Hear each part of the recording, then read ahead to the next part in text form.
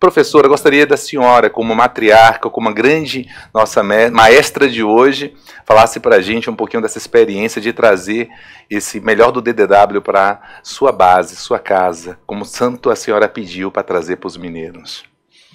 Bom dia a todos. Fábio deixa a gente emocionado, né? Assim, muito bem-vindos, Barbucci, Fábio, Carla e todos vocês aqui. Eles porque vêm de fora, né? Barbucci saiu 4 horas da manhã de São Paulo, vocês vieram ontem. É um prazer enorme, é uma emoção mesmo, né? Trazer esse neurogastro melhor do DDW para cá. E eu quero que seja do jeito que a gente planejou, né, Fábio? Esses dias, desde lá de Washington, que seja um dia que todo mundo saia daqui com algum conhecimento novo.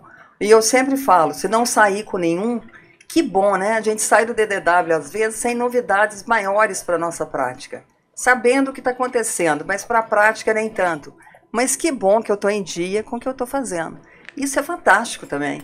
A satisfação minha é tão grande quanto trazer novidades. Então, eu acho que quem sair daqui hoje, impactado com algumas novidades, ou sabendo que está fazendo em dia o que o DDW propõe, ele já ganhou o sábado, domingo de 2024, esperando San Diego em 2025, se Deus quiser.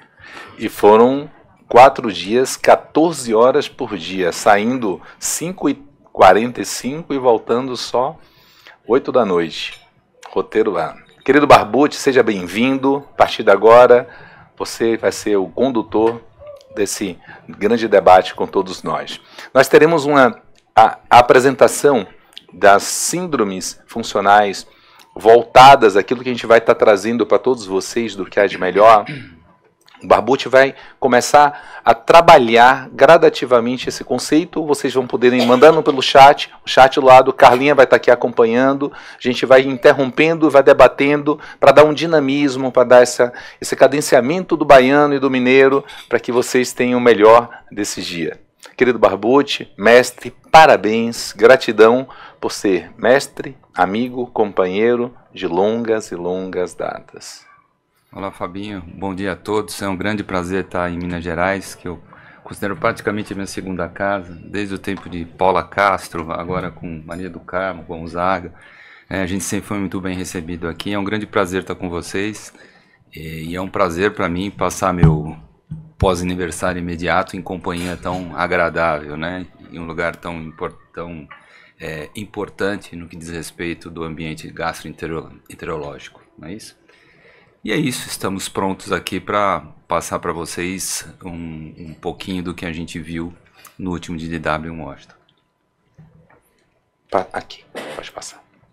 Mas tem... Bom, aqui é o DDW, essa é a foto da doutora Maria do Carmo, brilhantemente tirada, que além de grande gastroenterologista, também é uma grande fotógrafa, como vocês podem ver o Capitólio aí. E aqui é o nosso grupo reunido ali em Washington, prontos para adquirir conhecimento. Uma das coisas que a gente avaliou foi a doença do refluxo gastroesofágico, que vocês sabem é uma doença extremamente prevalente, de incidência bastante elevada, especialmente pelo ganho de índice de massa corpórea que a população ocidental especialmente está passando. A gente sabe uma doença de caráter crônico, que tem basicamente o mau funcionamento do esfíncter inferior como o mecanismo fisiopatológico mais importante, mas que depende basicamente da sua apresentação clínica, da quantidade de ácido que volta, do tempo que o ácido fica em contato com o esôfago e da resistência do esôfago a esse material refluído. Isso vai dizer para a gente se a gente vai ter mais ou menos lesão esofágica, e é a sensibilidade esofágica que vai nos dizer se essas lesões vão nos dar muito sintoma ou pouco sintoma, tá um ponto que o binômio lesão e sensibilidade é o que norteia a nossa abordagem desses pacientes, o nosso tratamento. É claro que para uma resposta ao tratamento adequada é extremamente importante que o diagnóstico esteja correto, né? A principal falta de resposta no tratamento da doença do refluxo é diagnóstico incorreto. Se meu paciente não tem refluxo, ele não vai responder ou vai responder menos ao tratamento que a gente institui. Então, começa a se buscar outros métodos um pouco mais fidedignos de avaliação e de comprovação do diagnóstico da doença do refluxo. Depois eu vou pedir até aqui para os motilistas comentarem. Se falou muito aqui do score de Milão, né? Um score desenvolvido na manometria de alta resolução e que visa, através da manometria, aumentar a acurácia diagnóstica da doença do refluxo. Isso foi bastante comentado, depois vamos ver o que a doutora Carla e o doutor Fábio têm a falar sobre isso. E uma coisa extremamente importante foi esse trabalho, esse pôster publicado pelo grupo do professor Vaed, um estudioso, né, de refluxo, especialmente em manifestações extra-esofágicas, em que coloca algumas considerações bastante importantes. Ele acha que pela mudança do padrão da população no que diz respeito ao ganho de aumento do índice de massa corpórea, mudanças na dieta e próprias mudanças no ambiente em que a gente vive, né, os critérios que a gente tem para diagnóstico de doença do refluxo pela pH-metria, eles podem não ser mais adequados. E ele sugere, então, elevar o cutoff para 9,6% de pH abaixo de 4 nas 24 horas, para que a gente possa fazer um diagnóstico mais assertivo e faça menos diagnóstico de falsos positivos, o que podem levar o paciente a tratamento inadequado e expor o paciente a diversos efeitos eventualmente adversos do tratamento instituído. Correto? Além disso, se abordou bastante a parte das manifestações extra-esofágicas da doença do refluxo. Se colocou aqui o último guideline das manifestações extra-esofágicas, que também já é de conhecimento dos senhores, e que basicamente aborda dois tipos de conduta. Primeira conduta, nos pacientes que não têm queixa, ou que não têm queixas típicas de refluxo, e que não têm endoscopia prévia mostrando que tem refluxo, e que não tem um padrão de aumento de risco de refluxo, em que se considera então sempre primeiro avaliar outras doenças que podem levar aos sintomas que a gente está abordando. Lembrando aqui que a gente está falando de manifestações extra-esofágicas do refluxo, que são manifestações que não dão diagnóstico de refluxo, muito pelo contrário, são manifestações comuns a várias outras patologias. Aí o que se coloca sempre aqui é a necessidade de uma avaliação multidisciplinar no início, especialmente para que a gente possa afastar outras doenças não gastrointestinais que levam a esse tipo de sintoma. Uma vez, então, havendo essa avaliação sendo negativa, se passa para a realização de uma endoscopia digestiva alta. Nessa endoscopia, então, a gente vai ver se tiver alguma alteração positiva de refluxo ou de outra patologia, deve ser tratada de forma adequada, por exemplo, esofagite eosinofílica ou qualquer outra patologia esofágica. Havendo, então, uma endoscopia normal, que é a grande maioria dos pacientes com essa abordagem, a gente passa, então, para um estudo pH-métrico sem o uso de antissecretor. E aí a gente vai manusear esse paciente de acordo com o resultado desses estudos, se positivo ou negativo. Havendo então sintomas clássicos de refluxo associado ou história prévia de doença do refluxo comprovada, o que se sugere então o tratamento, um teste terapêutico, normalmente usando inibidores de bomba de prótons em dose dobradas por um período de 8 a 12 semanas, seguindo então de avaliação da resposta do paciente a essa abordagem. Sendo uma resposta positiva, a gente vai fazer então a tentativa de diminuir a droga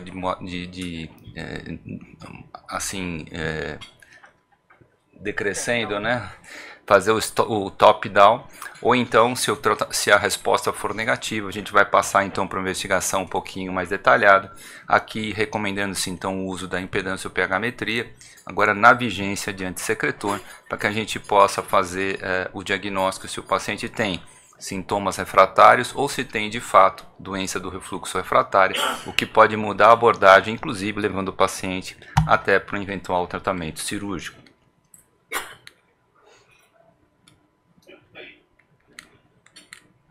Bom, uma das aulas que se discutiu bastante isso foi a apresentação da professora Yada Patti. Como vocês sabem, uma das pessoas que mais publicam em refluxo nos últimos anos. Ela é bastante respeitada, é lá da UCSD nos Estados Unidos, na Califórnia. Então, o tema da aula dela é se de fato, né, a gente está fazendo testes demais para abordar pacientes com manifestações extra-esofágicas. Será que esses pacientes precisam de tantos testes e tanto teste para que a gente possa de fato melhorar a qualidade de vida desses pacientes?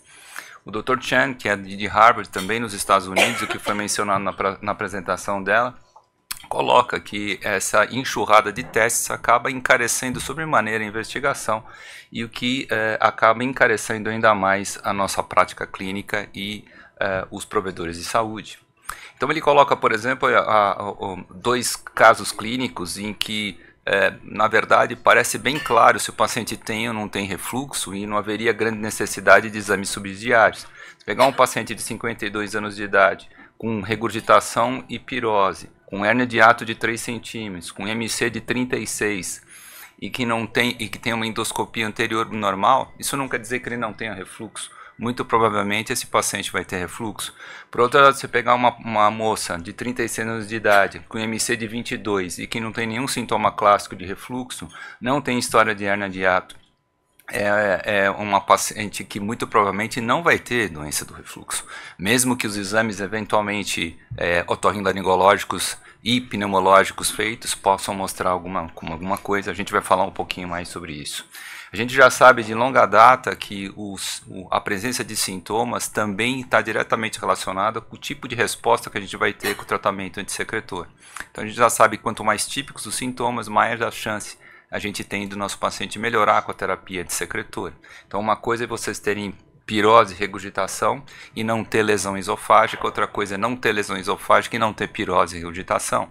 O NNT vai subindo cada vez mais quanto menos evidências de refluxo a gente tem, de tal modo que na laringite por refluxo e na rouquidão, né, o NNT para resposta a IBP é praticamente infinito.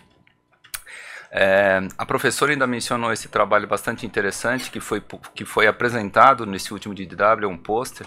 Vocês veem ali o pôster 1307 ali embaixo, em que se avaliou pacientes que foram submetidos a terapia antirrefluxo por TIF, né, terapia endoscópica antirrefluxo, e que mostravam-se com diferentes tipos de sintomas. E não houve qualquer tipo de diferença de resposta se o paciente tinha sintoma típico ou atípico de refluxo frente a essa abordagem cirúrgica.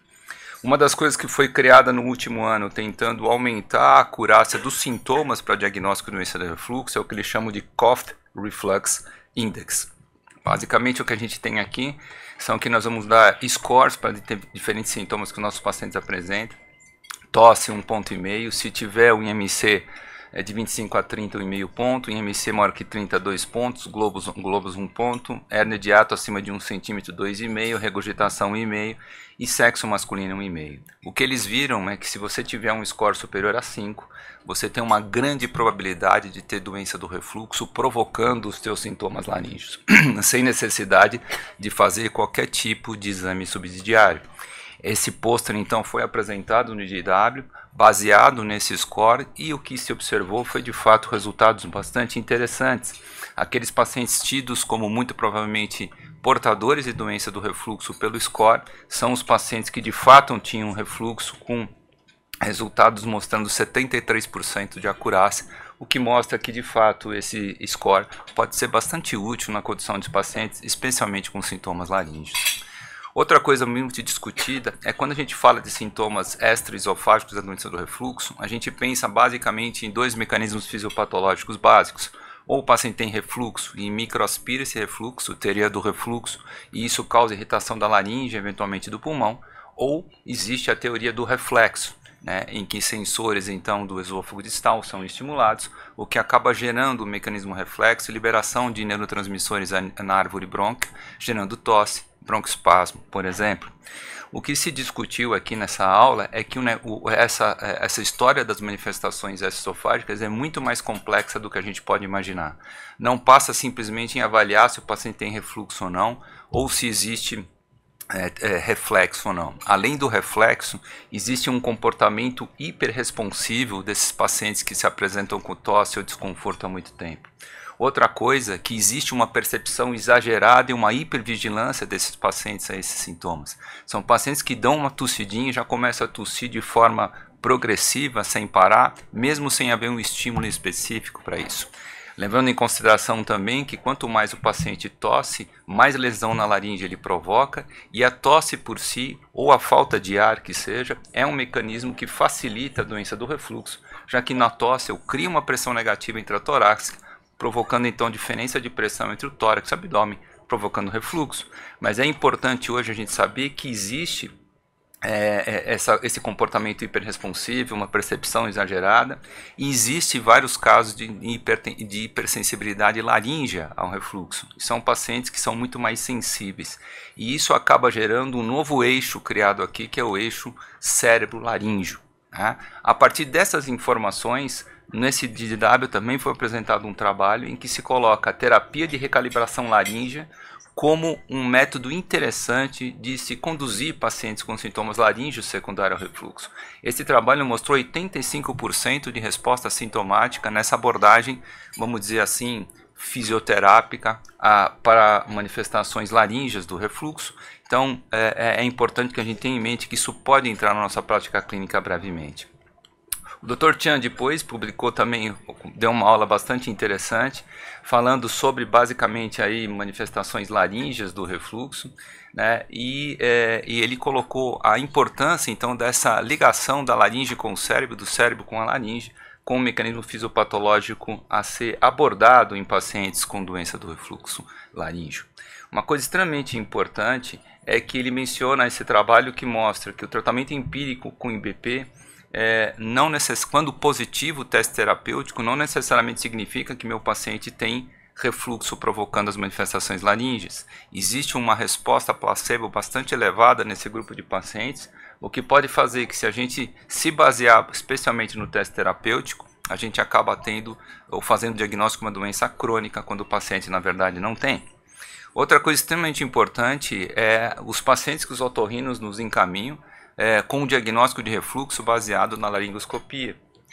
O Dr. Chan é bem claro em dizer que não existe qualquer alteração laríngea que seja patognomônica de refluxo. As alterações laríngeas elas podem sugerir, mas nunca diagnosticar refluxo laríngeo. E a laringoscopia ela pode ser útil para afastar outras doenças que fazem diagnóstico diferencial com laringite por refluxo, mas de longe não é um exame para dar diagnóstico de laringite por refluxo.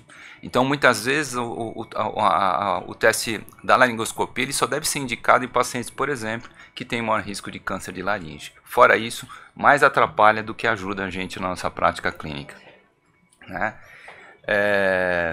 Vou passar aqui para frente. Esse Dr. Chan ainda propõe então que, ao invés da gente fazer o teste terapêutico de cara em pacientes sem sinais e sintomas de refluxo, a gente deve tentar, primeiramente, avaliar quais são as outras causas prováveis de manifestação laríngea ou pulmonar que o paciente tem.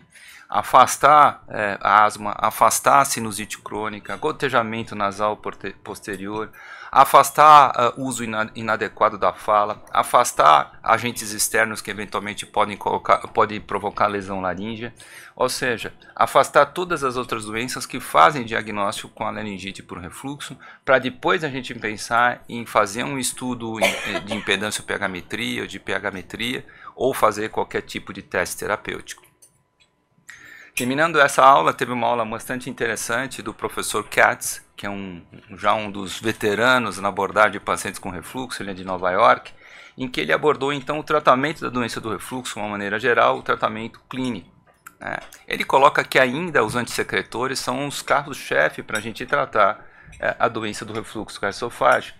Colocou claramente que o uso de procinéticos, sejam eles procinéticos de verdade, como os agonistas 5-HT4, ou pseudoprocinéticos, como por exemplo a domperidona, a metoclopramida, não tem o mínimo sentido da gente associar esses procinéticos à terapia antissecretora na grande maioria dos pacientes que têm doença do refluxo gastroesofágico. Os trabalhos mostram que pacientes com doença do refluxo clássica, típica, se você usar IBP e placebo, IBP e procinéticos, os resultados são os mesmos. Então, esses medicamentos devem ser reservados para aqueles pacientes que têm gastroparesia associada, ou têm dispepsia funcional, ou têm qualquer outra queixa que possa ser tratada com antieméticos ou procinéticos. E ainda os inibidores de bomba de prótons são os fármacos de escolha para tratar qualquer tipo de manifestação clínica da doença do refluxo gastroesofágico. Uma coisa importante é que surgiu no mercado nos últimos anos os inibidores competitivos de canais de potássio, drogas, a gente sabe, mais potentes do que os inibidores de bomba de prótons. E aí começam a se indagar alguns problemas no que diz respeito à segurança desses antissecretores mais potentes. E o que ele coloca é que todas as eventuais dúvidas que a gente tem quanto à segurança de uso de IBPs, elas têm que ser mantidas no uso de PCABs e muitas vezes a gente vai ter que ter um cuidado ainda maior, porque quanto maior a inibição ácida, mais hipergastrinemia eu tenho, mais desequilíbrio da microbiota gástrica e intestinal eu vou ter. Portanto, eu não tenho ainda evidências de que o uso desses medicamentos, especialmente a longo prazo, tenha um perfil de segurança adequado que permita, então, com que eles sejam mantidos por muito tempo, sem que haja qualquer tipo de problema. Lembrando, existe até hoje discussões importantes sobre o uso crônico de IBPs e a sua segurança. Vários tipos de manifestações eventualmente adversas secundárias à inibição ácida e à hipergastrinemia, e isso, claro, vai estar presente também com os PCABs. Então ele coloca para lá quais são as indicações então para a gente usar PCAB, quais são as indicações para a gente usar IBP. Segundo ele, o PCAB teria sentido na indução da cicatrização esofágica nas esofagites graves, CID de Los Angeles. Lembrando que esse grupo de pacientes, uma vez induzida a cicatrização, a gente vai passar para duas possibilidades. Ou a gente encaminha esse paciente para o tratamento cirúrgico, ou a gente vai manter esse paciente cronicamente com antissecretor. Esofagite CID são indicações clássicas de uso de IBP cronicamente. E quando a gente fala de perfil de segurança, a gente não tem dúvida que no tratamento crônico, o IBP seria a droga de escolha depois de eventualmente induzida a remissão nesses pacientes com o PCAB. Os pacientes com esofagite B podem eventualmente se beneficiar do uso de PCABs, mas os resultados aqui, junto com as esofagites Los Angeles A e a doença do refluxo não erosiva, são muito parecidos, né? Nessas situações eu não tenho necessidade de grande inibição ácida porque eu atinja o meu objetivo clínico. Portanto, não vai fazer diferença nenhuma de eu matar uma barata com tapinha ou com uma marreta. Ela vai morrer do mesmo jeito. A única questão é que quando eu mato a barata com a marreta, a minha mesa vai ser danificada e com tapinha isso não vai acontecer. E é basicamente isso que ele coloca para a gente. Preferir inibição ácida intensa em pacientes que têm manifestações mais graves da doença do refluxo gastroesofágico. Evitar o uso especialmente quando não existe erosões ou quando não existe doença do refluxo comprovada. Ele também contraindica o uso de PCABs como teste terapêutico em pacientes que não têm manifestação, não têm alteração endoscópica, né? E ele indica claramente os PCABs também quando existe eventualmente, claro, doença do refluxo refratária na vigência de inibidores de bomba de prótons em dose dobrada. Quer dar uma parada ou seguimos? Tá. Dá uma paradinha? Pode.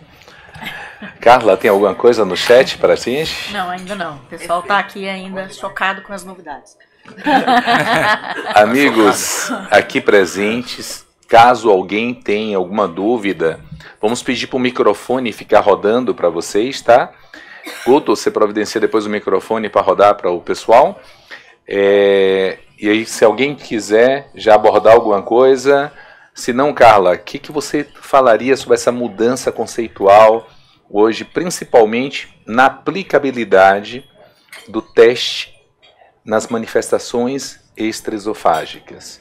Antes a gente ficava IBP para todo mundo. A gente parou agora, vamos saber qual paciente que vamos realmente para o teste. E hoje nós temos que ter uma reformulação para saber qual paciente que vai para um teste terapêutico, o paciente que vai para uma remodelação, para uma reconsideração de todo esse preceito, tem uma abordagem multidisciplinar, e aquele realmente paciente que precisa de um teste, frente ao custo que é a saúde. Eu achei muito interessante esse formato que eles colocaram, e que o professor Barbucci apresentou com riqueza de detalhes entre o Chan e a Dlapati, porque, na verdade, eles falaram sobre o mesmo tema, com aspectos, formas de ver a coisa de forma diferente, né, trazendo todo o respaldo científico, né, e eu acho que o grande entendimento é a gente entender que esse paciente com manifestações extraesofágicas vão ter critérios específicos que vão fazer com que a gente pense que ele realmente tenha uma doença do refluxo gastroesofágico associada ou não. E no paciente que tem só manifestação extraesofágica, sem pirose, sem regurgitação, esse paciente, o nosso objetivo é afastar a doença do refluxo gastroesofágico, e cada vez mais nós vamos pensar que esse paciente ele deve ser abordado do ponto de vista clínico, com esses critérios, e até com a possibilidade, porque ambos concordam que esses pacientes têm uma resposta ruim ao teste terapêutico com IBP. Mas no debate, a professora Yadla Patti traz exatamente isso, você verificar melhor a parte clínica desse paciente antes de fazer testes funcionais. Antes de submeter esse paciente a testes funcionais que muitas vezes são desconfortáveis, que para eles existe também uma importância, e para nós também uma importância muito grande de ter um custo alto para o paciente, porque são testes, por exemplo, impedância pH-metria não está tão disponível e é um teste caro, né, para ser realizado.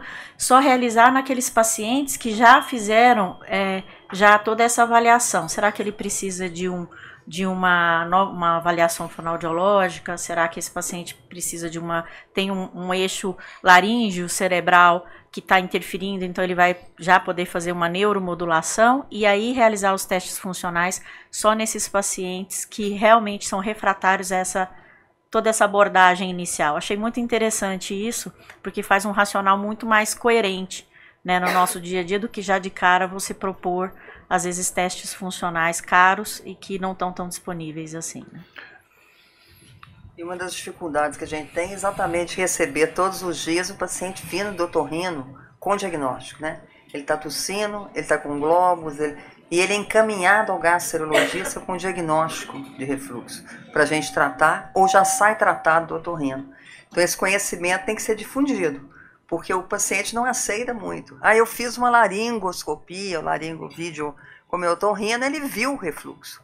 Então isso é uma dificuldade que a gente tem nessa abordagem. Ele vem para a gente, quase que a gente é obrigado a definir com exames, né, Barbucci, até para posicionar diante do paciente e do próprio colega a questão do refluxo ou não. Queria ouvir a opinião do Barbucci também nesse sentido, porque é um problema que nós temos em todo o mundo, não é problema, a gente vê lá no DDW esse tipo de discussão também em relação a esses diagnósticos dos colegas, né, não gastroenterologistas, que recebem às vezes em primeira mão os pacientes com manifestações otorrinolaringológicas, tosse noturna, tossiu à noite, é refluxo. Espera lá, né? Vamos com calma. Mas é assim que a gente tem recebido os pacientes. Então, Barbucci, por favor.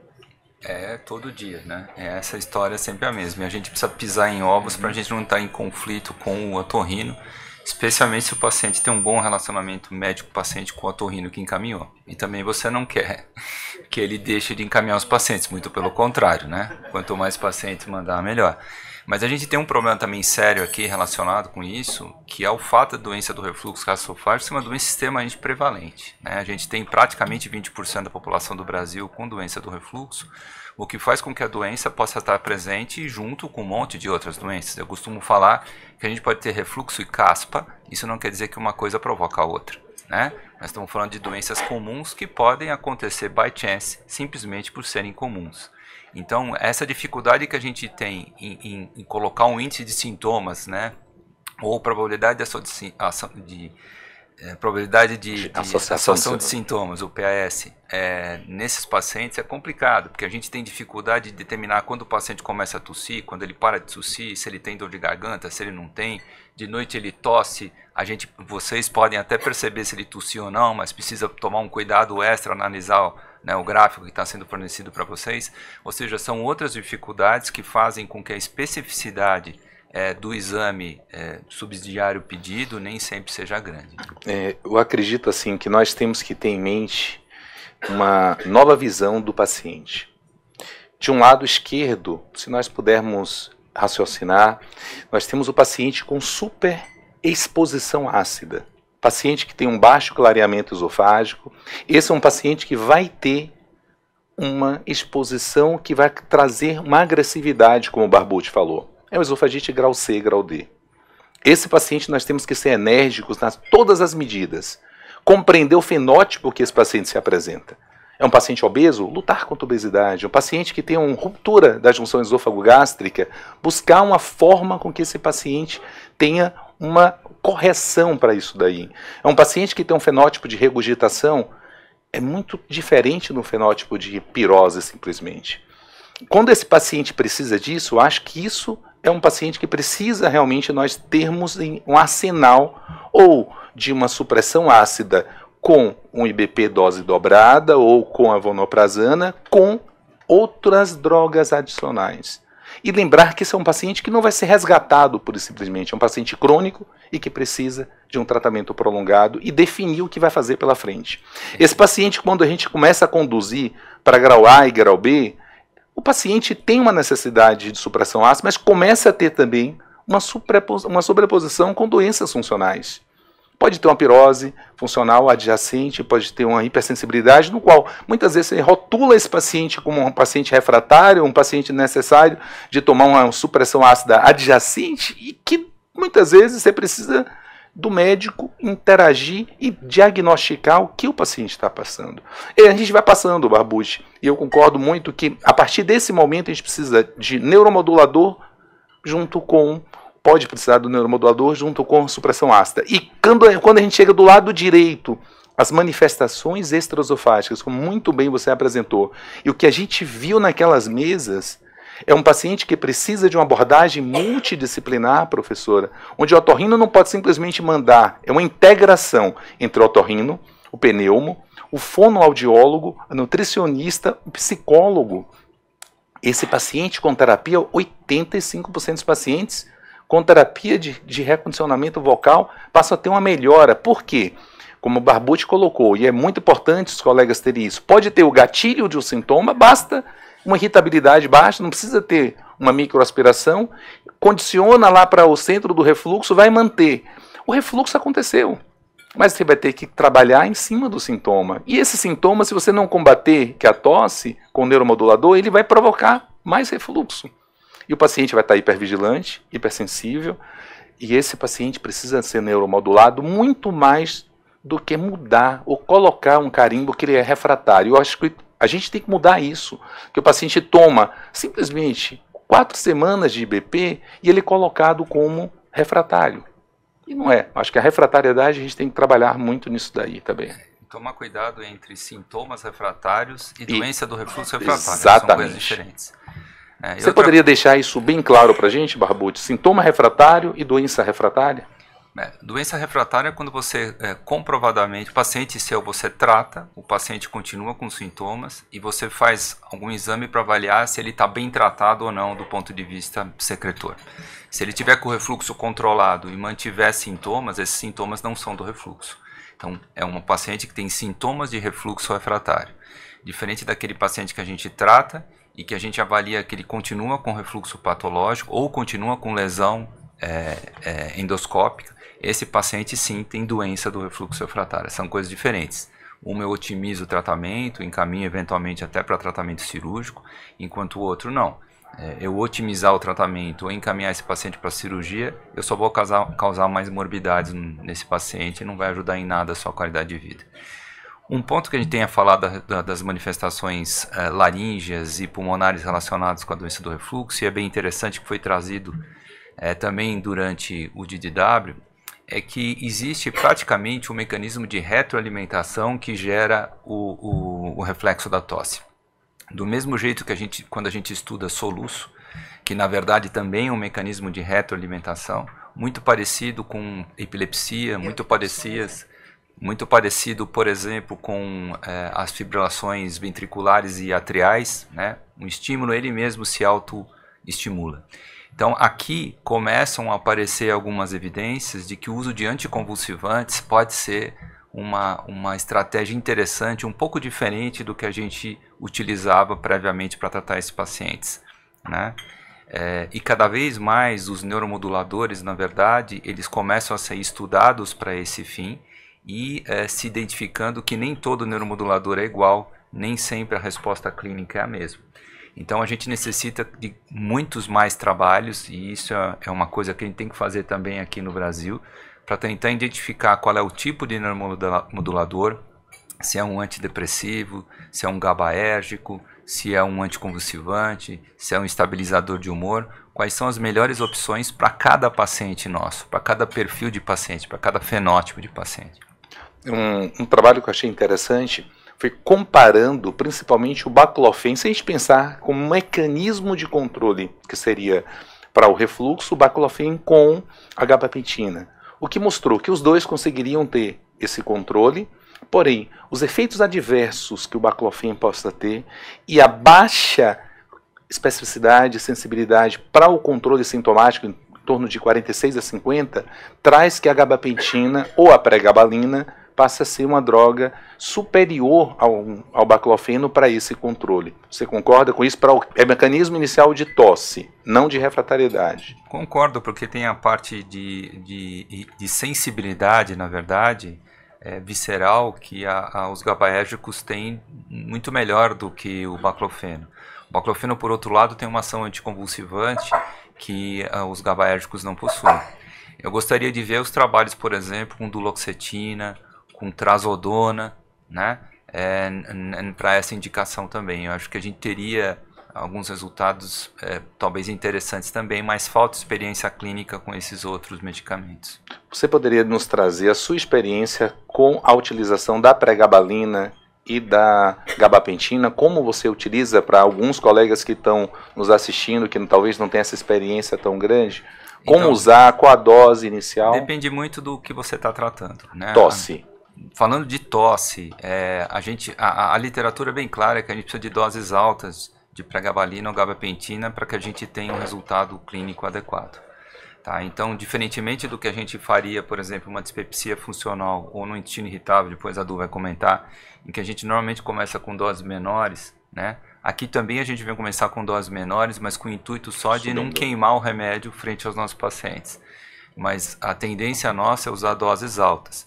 Então, falando de 300 mg de pregabalina, 900 mg de gabapentina, ou um pouco menos, dependendo, é claro, da resposta do paciente, mas sempre aumentando de forma gradual para que a gente não tenha efeitos colaterais logo no início e o paciente desista do medicamento. E é muito importante que quando a gente prescreva isso, a gente explique para o paciente exatamente por que está sendo prescrito isso, qual é o intuito dessa prescrição. Não é simplesmente fazer a prescrição da pregabalina, mas explicar para eles o que faz um agonista gabaérgico, por que está sendo utilizado, né, para que ele entenda, para que ele participe também do tratamento de maneira mais objetiva.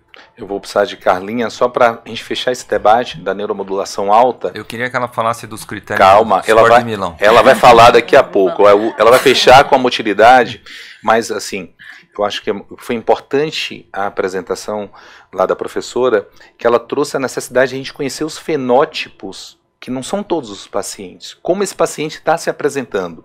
O paciente de globus é um paciente, o paciente de hipervigilância, de dor, de odinofagia é um paciente. Então nós temos uma nova modalidade que são os fenótipos orofaríngeos. E você trouxe um tópico que vai ser evidência a partir de agora, que é a síndrome da garganta irritada, da irritabilidade, da laringite de repetição.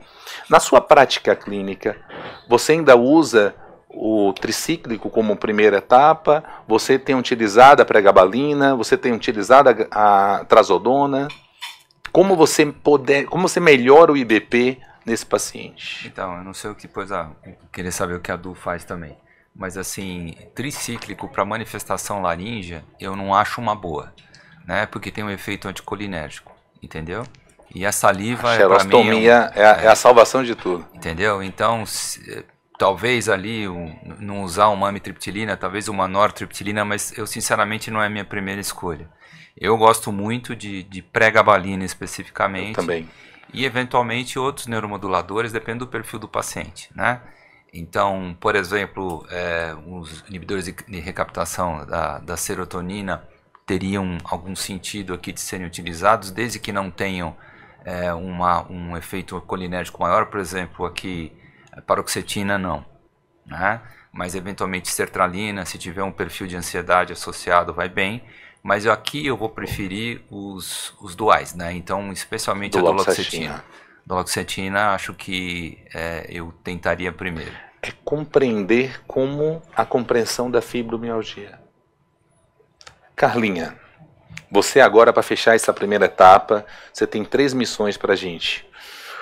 Primeiro, como aplicar a impedância e pH-metria nesse diagnóstico de manifestações extraesofágicas, naquele paciente que realmente tem um sintoma ou que não tem um sintoma, típico da doença do refluxo, qual o valor? O que você acha que vai acrescentar de valor essa nova impedância que está vindo, já com o sensor orofaríngeo, que teve agora o consenso de Dubai, desse ano, que trazendo que basta ter mais que um episódio de refluxo orofaríngeo que você já pode desencadear todo sintoma. Recomendo a todos vocês pesquisarem, está aberto, é o Consenso de Dubai, onde traz toda a classificação, todo o modelo de entendimento da doença do refluxo vista pelo otorrino. Já tem um hashtag na jogada que também foi comentado. Não sei se... Com você. Não, então, na verdade, assim, eu acho que a impedância pH-metria, se fala muito de impedância pH-metria, porque fora do Brasil não se faz praticamente pH-metria, ou se faz impedância pH-metria, ou se faz pH-metria wireless, né, com cápsula, que aumenta o tempo, menos desconforto para o paciente, um aumento de tempo de análise desse tempo total de exposição ácida por até 96 horas, então talvez já se mostra que traz uma sensibilidade maior no diagnóstico da doença do refluxo gastroesofágico especificamente. Quando a gente fala em manifestações extraesofágicas, praticamente a impedância pH-metria ela tem um ganho diagnóstico importante. Quando você não tem o diagnóstico da doença do refluxo gastroesofágico, você vai fazer impedância pH-metria sem a vigência do uso do IBP, ela vai trazer a informação que a gente já quer saber se tem tempo total de exposição ácida aumentado ou não, mas vai avaliar também a possibilidade dessa subida do conteúdo para a região proximal do esôfago. O que tem de novidade é que esse sensor de pH posicionado na região proximal também, na região do esfíncter superior do esôfago, trazendo uma informação muito interessante que mesmo o paciente que tem um refluxo gastroesofágico que inicialmente ele é ácido, distalmente, ele vai perdendo acidez e vai chegar com uma característica um pouco diferente em cima, que é menos ácida, né? Mostrando que talvez por isso esse paciente seja tão refratário a uma inibição ácida, porque se faz a inibição ácida, mas esse refluxo que chega ali em cima já não é tão ácido assim, então continua sendo a presença física do refluxo que atinge aquela região, né? Mas deixa eu te perguntar uma coisa, a gente vai cair no mesmo fato da pH-metria duplo canal. Esse sensor proximal fica abaixo do crico, no crico, fica acima do crico, a respiração muda esse sensor para cima e para baixo. O quão fidedigno é isso aí? Na verdade o que eles estão propondo é um catéter um pouco diferente, com os sensores de impedância posicionados antes e depois e o sensor de pH no meio. Então isso pega tudo. Então diminui um pouco esse viés da impedância, da pH-metria de 2 canais que você não tinha. Na verdade, um critério de valor de normalidade exatamente por isso. Porque você tem esôfagos de tamanho diferente e aí acaba que você não sabe se o seu sensor está abaixo ou se está acima, né? Mas essa proposta desse catéter novo que eles estão fazendo no Consenso de Dubai parece bem interessante. Aí eles conseguem, talvez a gente pensar em critérios novos de valor de normalidade. Eles têm falado em um episódio atingindo a região proximal. Eu acho muito, aliás, eu acho pouco, um único episódio, mas pensando num raciocínio de desencadear o reflexo laríngeo, não, essa questão de irritabilidade laríngea, basta um episódio para desencadear nesse paciente hipersensível esse estímulo que vai persistindo. Como a gente vai usar isso, né? Aí vai vir aí agora com o amadurecimento dessas novas publicações. Agora, a impedância, já num paciente que já tem um diagnóstico de doença do refluxo gastroesofágico, que já está fazendo uma inibição ácida, aí é o mesmo critério da refratariedade. A gente vai fazer uma impedância pH-metria em uso de inibição ácida efetiva, para que a gente possa ver realmente em uso de medicação, em uso de inibição ácida, com a dose terapêutica para cada medicação, e aí nós vamos avaliar se esse paciente está tendo uma inibição ácida efetiva, a impedância pH-metria consegue fornecer essa informação, e se ele tem sintomas associados a esse refluxo que pode ser ácido, não ácido, enfim, se tem a participação de refluxo gasoso na composição dos sintomas, tudo isso. Então a impedância pH traz essas informações, né? Quando eu peço a impedância pH, num paciente já em uso de BP, eu não vou tirar, pelo contrário, vou manter. Mas para você ter certeza que ele está com a inibição ácida adequada, você recomenda, por exemplo, naqueles dias que ele dobre a dose, se for um IBP, ou que ele vá com dose plena, assim, há essa indicação de vocês? Então, a literatura fala em fazer em uso dobrada dose dobrada de IBP. Mas eu me preocupo em pensar assim, esse é efetivamente o tratamento que ele estava fazendo antes? Eu acho que não, né? Então, o professor Barbucci trouxe essa questão da vez passada que a gente discutiu no Olhar 360 passado, e eu acho que ele tem toda a razão. Eu estou querendo saber se aquele tratamento que eu estou fazendo para aquele paciente está sendo efetivo. Então, eu penso que se manter a forma como está sendo feito o tratamento é que vai me dar essa resposta. Ou se você fizer com dose dupla, depois você reduzindo, você vai ter que fazer com dose única. O que me traz um pouco aí, voltando aí, tumultuando um pouco mais o ambiente, por exemplo, a gente tem visto lá no HC muitos pacientes no nosso ambulatório de esôfago, pacientes com esclerodermia, doença mista, etc. Que são pacientes que têm um comprometimento de musculatura lisa muito grande, são pacientes que têm já um esfíncter praticamente aberto o tempo inteiro e que se comportam como se tivesse megaesôfago também. Não sei se vocês têm essas mesmas experiências, mas a gente tem isso de monte, nós estamos até pensando num protocolo específico para esses pacientes. A gente vê pacientes em que a gente faz o esofagograma e esses pacientes têm uma dilatação esofágica muito parecida com mega grau 3 quase, né? E são pacientes em que a gente dá IBP e o paciente continua com esofagite Los Angeles C, Los Angeles D. E aí a minha pergunta é, nesses pacientes que têm esse distúrbio motor, será que essas esofagites elas são muito mais por contato, por exemplo, por estase alimentar, ou eventualmente uma esofagite medicamentosa, né?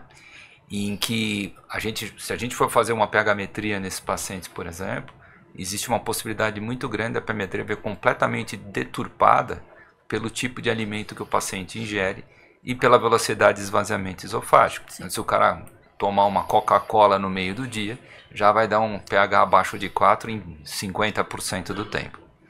Então, o que a gente tem feito é tentar estabelecer também, usar a pH-metria de duplo canal, colocando o canal distal dentro do estômago e o canal proximal a nível de esôfago, né? Calculando mais ou menos, tem 2 tipos de cateter lá. E aí eu tenho uma ideia, se meu paciente está bem, assim, se a secreção está adequada ou não. Nunca se pensou em fazer isso na pH-metria também? Na impedância pH-metria, de você ter água 2 ou não? Vamos ter 3, embaixo, um em cima e um lá. Essa é uma proposta bem antiga, assim, que já tinha sido proposta pelo Ari, né, desde sempre, assim, que ele falava sobre essa questão do estudo da refratariedade, que a gente nem tinha disponibilidade da impedância pH, que eu acho muito interessante, você ter o sensor gástrico, né, porque daí você consegue ter esse parâmetro, né. É uma questão é uma ideia, é uma questão de uma proposta e de confecção de catéter, que é uma coisa muito mais fácil, porque o software tem a capacidade de a metodologia analisar. Vocês medem o pH intragástrico quando vocês passam o catéter inicialmente, não mede? Medimos. Sim. Isso é uma coisa que não é colocada no laudo, sabe? Muitas vezes. Então isso seria interessante, esse adendo no laudo, pelo menos para a gente ter uma ideia. Medida o pH intragástrico 7. Ah, beleza. Já é uma ideia minha de que aquela dose talvez... Uma das propostas da nova sonda é que vai ter um sensor intragástrico também. Não, isso é o ideal. Vai ter. Ó, vamos só para a gente fechar esse primeiro bloco, rapidinho. Só aqui para uma coisa rápida, um bate-bola. O Paulo Roberto Torres falou aqui, esofagite erosiva grau A, tem espaço para diagnóstico de doença do refluxo? O Paulo Roberto convida você para acompanhar na próxima quinta-feira o Motility On, no qual a gente vai estar debatendo doença do refluxo inconclusiva. Quais são os próximos passos? Vai estar no nosso canal do YouTube, aberto para todos vocês. Acompanhe que essa vai ser um tema extraordinário, tá? Aguarde, eu convido a você que vai dar muito pano para manga. Luiz, passou aqui. Professor Barbucci, há espaço para ranitidina, não temos mais a ranitidina, mas a famotidina. O Barbucci é fã da famotidina também, não é isso? Só fala como você utiliza, rapidinho, professor. Então, a famotidina, eu acho que tem espaço sim, especialmente nos pacientes com doença do refluxo não erosiva, tem um sentido de ser utilizado, porque você não precisa de grande inibição ácida para você conseguir controlar esses pacientes. Segundo, existem evidências com a ranitidina, e a gente transporta isso para a famotidina, que pode haver um efeito analgésico visceral associado. Pode ser uma opção que a gente tem de tentar controlar um pouco melhor o escape ácido noturno, o refluxo noturno. E a novidade que eu vou trazer depois que der tempo aqui, Depois. Aí pode ter uma ação também a nível de estômago, a gente vai mostrar para vocês, não somente antissecretora. O cuidado que a gente tem é com a taquifilaxia, então eventualmente a terapia intermitente aqui é interessante. Vamos seguir.